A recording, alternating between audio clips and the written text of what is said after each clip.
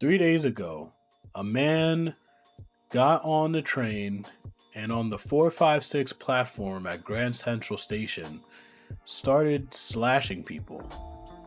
The busiest train station in the world in broad daylight. He slashed a 84-year-old man, a 65-year-old man, and a 70-year-old woman. Governor Holcomb gets on TV and says that the subway system is the safest that it's ever been. Now, this is a similar statement to what a chess player would tell you, that the board looks all fine, you're in a good position, while he has you in check.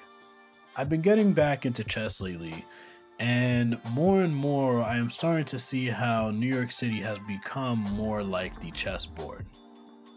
In chess, being in check means that you're in an immediate threat.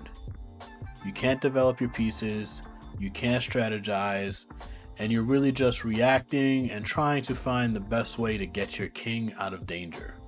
You haven't necessarily lost yet, but there isn't the ability to actually develop the pieces that you would like and even maybe recapture the opponent's king. That's the space that New York City is currently in right now. The city is in check, and the leadership is making moves that seem like they're part of a strategy, but they're actually blunders. Let's get into it and actually break down the board. Welcome to Glitch Philosophy, and we're going to see how chess and New York City correlate. Where do they align? How can New York City really be a chessboard? And how do we end up putting the other king in check and actually winning the game with checkmate? The NYPD and the governor want you to look at the stats and say, this is the safest that the subway has been since 2009. And when you analyze those stats, you start to realize that it doesn't highlight the random acts of violence. There's no real data model for you to capture someone slashing 4 people with a machete on the busiest platform in Grand Central Station, lighting somebody on fire in Brooklyn, and getting pushed onto the train tracks in Chelsea. In chess, there's a strategy called the poison pawn. And if you capture this poison pawn, it can blow up your whole position in the game. And the city has definitely captured its poison pawns. The new LED lights, cameras, barriers, these strategies have blown up what the system should be highlighting. It should be highlighting the major mental health crisis that is running rampant across the city, as well as the revolving door at Rikers Island. The NYPD police commissioner stated that the officers had ordered the man to put the machete down over 20 times. 20 times prior to them firing upon him. Now, this is not a failure on policing. This is a failure on the system. And it's something that the stat sheet just didn't cover, or really can't cover. Now, let's talk about what's happening above ground. Currently, New York City small business owners, as well as chain stores, are being squeezed out of their own businesses. Over 1,400 chain stores, as well as these small businesses, have either had net losses or have begun to close down completely. Stores, bodegas, as well as restaurants that have been there for decades have begun to close down due to a new insurgence of illegal vendors. Now, in September of 2025, the city has now decided to pass new legislation that decriminalizes illegal vending. Instead of it being a criminal charge, it is currently now a civil charge. Now, that may be grace and maybe um, compassionate in the short term. However, how does that affect those small businesses? I mean, a lot of these vendors are working directly outside of a small business that's selling something that's either very similar or probably the same items.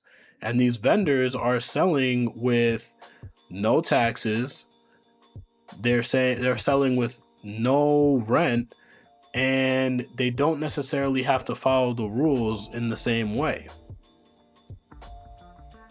Now in chess, this is a play that's kind of called a fork. And in a fork, it's when one piece is able to threaten two of the important pieces or two of your pieces that may help your position. And what the city is doing is currently forking the small businesses. It's causing for the small businesses to be constrained through the proper regulations, rules, um, fines, as well as the health codes that are necessary for you to operate a proper business. While the vendors, on the other hand, get to market freely. They don't have to pay any fines regarding any kind of property damage or health violations. They can still operate their business, and at most, depending on the location, they may get a civil ticket. So, how is this systematically helping those that are supposed to be paying taxes, contributing to the city, and really trying to do things the right way? What goals do the city have, or does the city have, for those that are selling these things illegally? How does that benefit New York if we're having illegal vendors that don't pay taxes to the city? And how does that help even those that are actually working in the streets when they're doing everything the wrong way?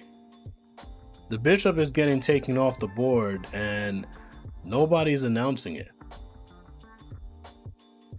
Here's what I want you to understand. This isn't chaos, because at least chaos is honest. This is bad strategy dressed up as policy. Every move the government make sounds like it's going to be good. Crime rates are down, check. Vendor reform, check. More police in the subway system, check.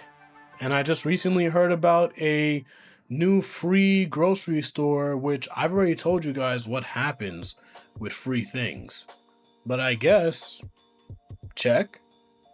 The issue is they're not looking at the board. Every move that they make is one for optics, not for outcomes.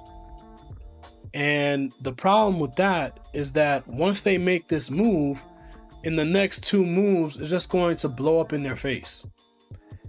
And in chess, we call this strategy hope chess, where you go into a game with no real plan and you hope that your opponent misses all the opportunities that you leave on the board for him to make.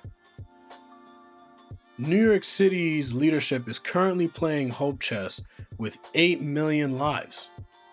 The machete attack didn't happen because Grand Central Station is uniquely dangerous.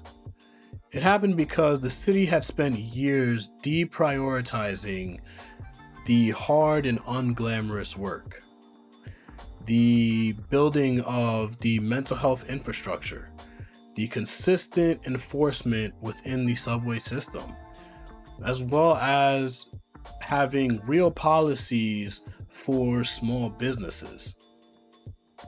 You can't solve a problem like this with a stat sheet. You can't just create policies in December that crumble in April. New York isn't necessarily checkmated yet, but it's definitely in check. And the clock is ticking. If you guys enjoyed the video, make sure you like, subscribe, and comment.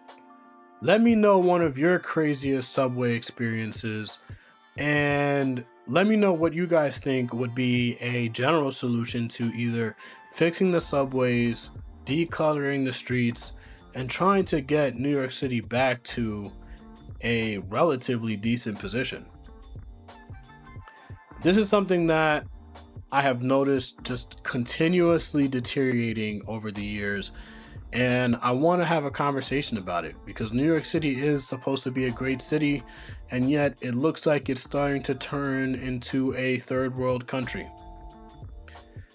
So let me know what you guys think. Like, subscribe, and as always, stay glitched. Ow!